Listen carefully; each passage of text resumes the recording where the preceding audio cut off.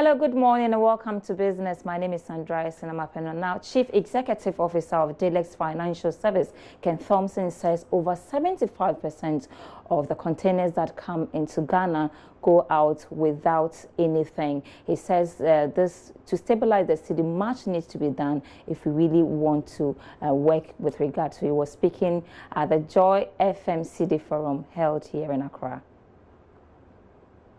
Over 75% of the containers that come into this country laden with goods go back empty. If you want a stable currency, fill those containers. Don't tell me about pumping dollars. I've heard this too many times. And we've got to accept that for an economy that is not productive, there will be some. We should allow the city to reach its true value. Of course, I've said that manage it before. And rather than use the little money you have to support it, probably manage a decline and use the balance that you have to support your productive sector.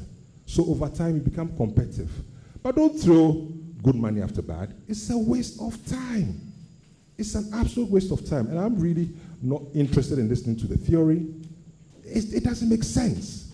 I remember the last time, the first time I spoke about the city. No, actually, it was on TV, and some lecturer, no disrespect to any of the lecturers here, but some professor said, you know, Mr. Thompson, you know, you can't just say the currency is devalued, but we have to use your models, blah, blah, blah. I said, my friend Prof. The Big Mac Index, against all those sophisticated models, has proved to be more reliable. The city is overvalued. What is our problem? Over 75% of the containers that come to this country go back empty. If you want your currency to be stable, if you want to create jobs, if you want your businesses to be competitive, do the things that will make those containers go back with something that you're selling. I mean, for me, it's a very straightforward matter, and really, I'm fed up with the theory. I need action. 57 years, I've watched it. 57 years.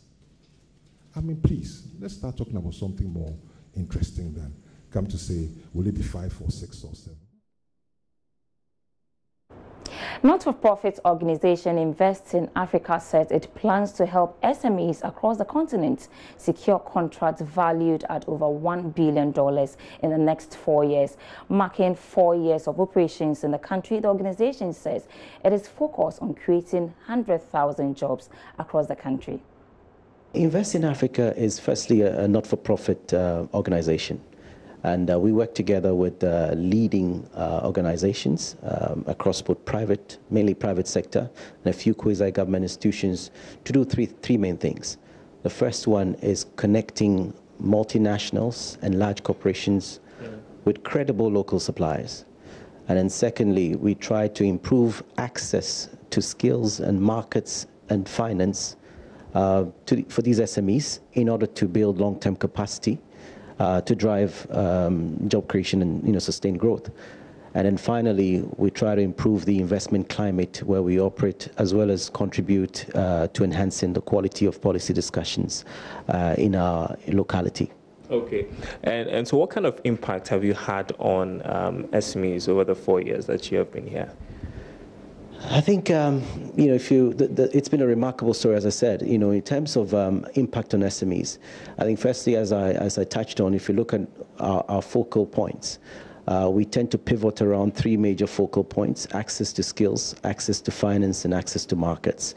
If you take them one by one, in terms of access to markets, through our Africa Partner Pool, which is an online marketplace that connects buyers to suppliers.